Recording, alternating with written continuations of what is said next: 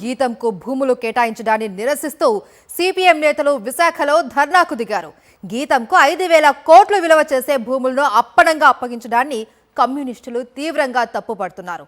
కూటమి ప్రభుత్వం తన అనునాయులకు అడ్డంగా భూములు దోచిపెడుతుందని సిపిఎం నేతలు మండిపడ్డారు. వైజాగ్ నుండి మరింత సమాచారం మా ప్రతినిధి అనిల్ అందిస్తారు. అనిల్,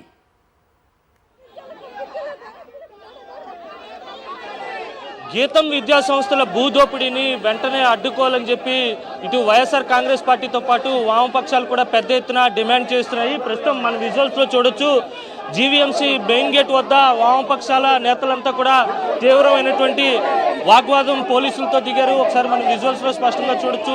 మీడియాను వెంటనే అనుమతించాలని చెప్పి డిమాండ్ చేస్తూ వారంతా కూడా జీవీఎంసీ కార్యాలయాన్ని ముట్టడిస్తున్నటువంటి విజువల్స్ను కూడా చూపించవచ్చు. లోపల ఏం జరుగుతుందో కూడా బయటకు తెలియకుండా గీతం విద్యా సంస్థలకు 5,000 కోట్ల రూపాయలు విలువ చేసేటువంటి భూమిని అప్పనంగా కట్టబెట్టాలని చెప్పి ప్రభుత్వం చూస్తోంది. అందుకు అనుగుణంగా జీవీఎంసీలో కూడా తీర్మానం చేయాలని చూస్తుంది. ఆ తీర్మానాన్ని ఆమోదించాలని చూస్తుంది కనుక తక్షణమే ఆ నిర్ణయాన్ని వెనక్కి తీసుకోవాలని డిమాండ్ చేస్తూ ఇప్పటివరకు కూడా నిరసన కొనసాగించారు. కానీ లోపల ఏం జరుగుతుందో బయటకు తెలియకుండా మీడియా కళ్ళు కప్పి లోపల గీతం సంస్థకు భూమిని దోచిపెట్టాలనే ఉద్దేశంతో ప్రభుత్వం ఈ విధంగా వ్యవహరిస్తుంది. 28 సంవత్సరాల జీవీఎంసీ చరిత్రలో ఎన్నడూ కూడా మీడియా లేకుండా కౌన్సిల్ సమావేశం అనేది జరగలేదు. కానీ మొట్టమొదటిసారి గీతం సంస్థకు, చంద్రబాబు నాయుడు కుటుంబ సభ్యుడి సంస్థకు 5,000 కోట్ల రూపాయలు విలువ చేసేటువంటి భూమిని దోచిపెట్టే కుట్రలో భాగంగా మీడియాను లోపలికి అనుమతించలేదని చెప్పి సిపిఎం ఆరోపిస్తుంది. సిపిఎం నేతలు పోలీసులతో తీవ్రమైనటువంటి వాగ్వాదానికి దిగుతున్నటువంటి విజువల్స్ ని సాక్షి టీవీ స్క్రీన్ పై ఎక్స్క్లూజివ్ గా చూడొచ్చు. ఎట్టి పరిస్థితుల్లో మీడియాను అనుమతించాలని చెప్పి వారు డిమాండ్ చేస్తున్నారు. అయినప్పటికీ కూడా మీడియాని ఏమాత్రం అనుమతించకుండా పోలీసులు ఇక్కడ రక్షణ వలయంగా ఉన్నటువంటి పరిస్థితి. నిన్న గీతం విద్యా సంస్థ వద్ద కూడా పోలీసులు ఆ కబ్జాకు కాపలా కాశారు. ఇక్కడ కూడా పోలీసు బలగాన్ని ఉపయోగించి మీడియాని అలాగే ఇక్కడికి వచ్చినటువంటి సిపిఎం నేతల్ని అడ్డుకునేటువంటి ప్రయత్నం ఇటు పోలీసులు ప్రభుత్వం చేస్తుందనేది స్పష్టంగా అర్థమవుతుంది. జీవీఎంసీ కౌన్సిల్లో జరుగుతున్నటువంటి అడ్డగోలు వ్యవహారాన్ని, అడ్డగోలు భూదోపిడీ వ్యవహారాన్ని ప్రజలు ఎవరికి కూడా చూపించకుండా ఉండేందుకు పోలీసులు ఈ విధంగా వ్యవహరిస్తున్నారనేది మనకి స్పష్టంగా అర్థమవుతుంది. పూర్తిగా మీడియా ప్రతినిధులందరినీ కూడా నిన్న రాత్రి వరకు కూడా అందరికీ ఇన్విటేషన్ ఉంది, పాసులు ఇచ్చారు. అందరినీ కూడా కౌన్సిల్ సమావేశానికి రావాలని ఆహ్వానించారు. తీరా ఉదయాన్నే ఎట్టి పరిస్థితుల్లో కూడా చూడొచ్చు మనం మహిళా ఎవరైతే సిపిఎం మహిళా లీడర్ ఉన్నారో ఆమెను కూడా లాగి పడేసినటువంటి దృశ్యాలను కూడా మనం స్పష్టంగా గమనించవచ్చు. పోలీసులకి సిపిఎం నేతలకు జరుగుతున్నటువంటి వాగ్వాదాన్ని మనం స్పష్టంగా చూడొచ్చు. పోలీసులు ఏ మేరకు దురుసుగా ప్రవర్తిస్తున్నారో సిపిఎం నేతలతో పోలీసులు పూర్తిగా వాగ్వాదానికి దిగుతున్నటువంటి విజువల్స్ ని మనం స్పష్టంగా గమనించవచ్చు. విజువల్స్ లో పూర్తిగా ప్రజాస్వామ్యయుతంగా, శాంతియుతంగా ఇప్పటి వరకు నిరసన తెలియజేసినటువంటి సిపిఎం నేతలను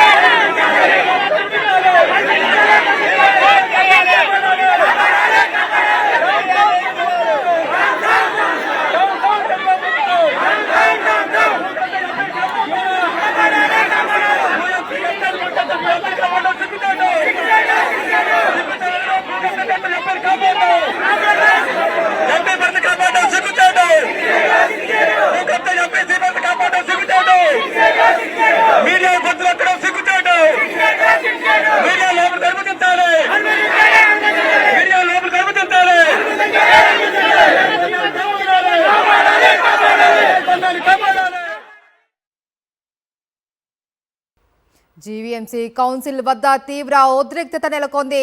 కౌన్సిల్ సమావేశాన్ని అడ్డుకునేందుకు వామపక్షాలు యత్నం చేస్తున్నాయి. అక్కడ పోలీసులు కూడా వారిని నిలువరించడానికి ప్రయత్నం చేస్తూ ఉన్నారు. వీరు శాంతియుతంగా నిరసన వ్యక్తం చేస్తున్నప్పటికీ కాస్త ఉద్రిక్త వాతావరణం నెలకొంది. పోలీసులు వారితో దురుసుగా ప్రవర్తిస్తున్న దృశ్యాలు మనం చూస్తున్నాం. గీతంకు భూములు కేటాయించడాన్ని నిరసిస్తూ సిపిఎం నేతలు విశాఖలో ధర్నాకు దిగారు. గీతంకు 5,000 కోట్లు విలువ చేసే భూములను అప్పనంగా అప్పగించడాన్ని కమ్యూనిస్టులు తీవ్రంగా తప్పుపడుతున్నారు. కూటమి ప్రభుత్వం తన అనునాయులకు అడ్డంగా భూములు దోచిపెడుతుందని సిపిఎం నేతలు మండిపడ్డారు. జీవీఎంసీ వద్ద నిరసన వ్యక్తం చేస్తూ ఉన్నారు. ఈ నిరసన ఉద్రిక్తతకు దారితీసింది. పోలీసులకు నిరసనకారులకు మధ్య తోపులాట చోటు చేసుకుంటుంది. ఇక దీనికి సంబంధించి పూర్తి సమాచారం మా ప్రతినిధి అనిల్ లైవ్ లో అందిస్తారు. అనిల్,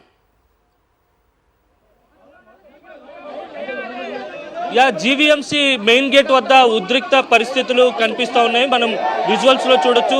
తక్షణమే జీవీఎంసీ కౌన్సిల్లోకి మీడియాను అనుమతించాలని చెప్పి వామపక్ష నేతలు డిమాండ్ చేస్తూ జీవీఎంసీ కార్యాలయాన్ని ముట్టడించడానికి యత్నించారు. వారిని పోలీసులు అడ్డుకున్నారు. పోలీసులకు అలాగే వామపక్ష నేతలకు తీవ్రమైనటువంటి తోపులాట జరిగినటువంటి పరిస్థితి కనిపిస్తూ ఉంది. సిపిఎం నేతలు ఉన్నారు, మాట్లాడదాం. సార్ చెప్పండి, పోలీసులు మిమ్మల్ని అడ్డుకునేటువంటి ప్రయత్నం చేస్తున్నారు. జీవీఎంసీ చరిత్రలో మొట్టమొదటిసారి మీడియా లేకుండా కౌన్సిల్ సమావేశం జరుగుతుంది. ఇది పచ్చి దుర్మార్గమైన రోజు, ఇది చీకటి రోజు. ఒక ప్రజాస్వామ్యబద్ధంగా కార్పొరేటర్లు ఎవరైతే ఉన్నారో వాళ్ళు సమావేశం జరుపుతూ ఉంటే దానికి సంబంధించిన దానిలో మీడియా బయటికి తెలియజేస్తుంది. అట్లాంటిది కాకుండా మేము మాత్రం ప్రైవేటు సైన్యాలు పెట్టుకొని ప్రైవేటు మీడియా పెట్టుకొని మేము మీడియా లేకుండా సమావేశాలు జరపాలనుకోవడం పచ్చి దుర్మార్గమైంది. ఎందుకంటే ప్రజాస్వామ్యబద్ధంగా ప్రజలు ఎన్నుకున్న కార్పొరేటర్లు వాళ్ళు మేయర్ గారికి అట్లాగే ఎన్నుకోబడారు. వాళ్ళకి సంబంధించిన దాంట్లో ఏ సమస్యలు పరిష్కారం చేస్తారు, ఏ సమస్యలు పరిష్కారం చేయట్లేదు అనేది ఇప్పుడు దాదాపు ఈ కార్పొరేషన్ ఏర్పడిన తర్వాత ఏ సందర్భంలో కూడా లోపలికి అలౌ చేయకుండా లేని స్థితి ఉంది. ఈరోజు శ్రీభర్త గారి ఎజెండా ఉంది కాబట్టి, భూముల కబ్జా ఎజెండా ఉంది కాబట్టి ఎవరైతే ఈరోజు మీడియా మిత్రులు ఉన్నారో వాళ్ళందరికీ అలౌ చేయకుండా హుకుం జారీ చేశారు. ఇదేం ప్రజాస్వామ్యం? ప్రజాస్వామ్యం గురించి చాలా పెద్ద ఎత్తున కూటమి ప్రభుత్వం మాట్లాడుతుంది. పవన్ కళ్యాణ్ గారు మాట్లాడతారు, చంద్రబాబు నాయుడు గారు మాట్లాడతారు, లోకేష్ బాబు గారు 3 అడుగులు ఎగిరి మాట్లాడుతూ ఉంటాడు. ఈరోజు ఎందుకు ఈ పద్ధతిలో వ్యవహారం చేస్తున్నారు? అక్రమంగా ఉక్కుపాదం మోపే ప్రయత్నం చేయడం సరైనది కాదు. అందులోని మీడియా మిత్రుల మీద ఈ రకంగా చేయటం, హుకుం జారీ చేయడం సరైనది కాదని భావిస్తూ ఉన్నాం. ఎప్పటికైనా మేము అడుగుతుంది ఏంటి, ప్రజాస్వామ్యబద్ధంగా ఎన్నుకోబడిన ప్రజాప్రతినిధులు చర్చిస్తున్నారు. ఏం చర్చిస్తున్నారో ప్రజలు తెలియజేయాలి. తెలియజేసేదానికి అవకాశం ఉండే మీడియాని మీరు రావద్దు, మీరు ఎలా చేయమనే పద్ధతిలో ఉండడం అనేది సరైనది కాదు. ఇది జాగ్రత్త ఉండే కూటమి ప్రభుత్వం సంబంధించిన దాంట్లో ప్రజాస్వామ్యాన్ని కూని చేస్తూ ఉన్నారు. నేను పవన్ కళ్యాణ్ గారు వచ్చారు, జిరాఫీ గురించి మాట్లాడతాడు. కానీ విశాఖపట్నంలో 5,000 కోట్ల రూపాయలు భూమి ఇక్కడున్న ఎంపీ ఆక్రమిస్తే ఉంటే దాని గురించి మాట్లాడు. అదే కాదు, అంతకుముందు 2 సిట్లు వేశారు. ఆ సిట్లో పెద్ద పెద్ద దొంగలందరూ దానిలో ఉన్నారు, రాజకీయ నాయకులు ఉన్నారు. వాళ్ళందరినీ అరెస్ట్ చేయాలి. ఎవరైనా పేదోడు 1 సెంటు భూమి ఆక్రమిస్తే ల్యాండ్ గ్రాబింగ్ యాక్ట్ పెడతారు. కానీ శ్రీభర్త గారి మీద ఎందుకు పెట్టరు? ఆయన అంగీకరించాడు, నేను భూముల్ని ఆక్రమించాను అని అంగీకరిస్తూ ఉన్నాడు. మరి అలాంటి భరత్ని ఎందుకు అరెస్ట్ చేయరు? భూములు కాపాడాలనే దాని మీద మాట్లాడే వాళ్ళ మీద కేసులు పెడతారు, భూములు ఆక్రమించుకునే వాళ్ళ మీద మాత్రం కేసులు పెట్టే పరిస్థితి లేదు. ఇది సరైనది కాదు. 5,000 కోట్ల రూపాయలకు సంబంధించిన భూమి, ఇది ప్రభుత్వ ఆస్తులు. ఈ ఆస్తుల్ని పరిరక్షించాలి. ఆయన ప్రమాణ స్వీకారం చేసినప్పుడు ఏమని చెప్పాడు? నాకు అత్యధిక మెజార్టీ విశాఖపట్నం ప్రజలు ఇచ్చారు, భూముల్ని పరిరక్షిస్తాను, రాగద్వేషాలకు భిన్నంగా ఉంటానని పార్లమెంట్లో ప్రమాణ స్వీకారం చేశాడు. ఈరోజు వచ్చేసరికి దాన్ని భిన్నంగా వ్యవహారం చేస్తాను, నా ఆస్తులు పెంచుకుంటాను. ఇక్కడ ఆస్తులే కాదు, తెలంగాణలో కూడా 118 కోట్ల రూపాయలు కరెంటు బిల్లు ఎగ్గొట్టేశాడు. ఇలాంటి చరిత్ర ఈయనకి. ఒకవైపున తన ప్రభుత్వ ఆస్తులను కొల్లగొట్టి తన సొంత ఆస్తులు పెంచుకునే ప్రయత్నం చేస్తున్న ఇది సరైనది కాదు. ఇప్పటికైనా ఏదైతే కబ్జా భూములు ఉన్నాయో, గీతం భూములు ఉన్నాయో సమగ్రమైన విచారణ జరపాలి. దోషులు ఎవరైతే ఉన్నారో వాళ్ళ మీద కేసులు పెట్టాలి. దీనికి సంబంధించిన దానిలో కూటమి ప్రభుత్వం చిత్తశుద్ధితో వ్యవహారం చేయాలి.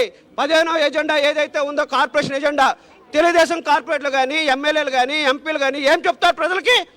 మా ఎంపీ ఆక్రమించుకున్నాడు, మేమంతా రెగ్యులరైజ్ చేయడానికి వెళ్ళాం, మేము ఓటేసామని చెప్తారు, బయటకు వచ్చారు.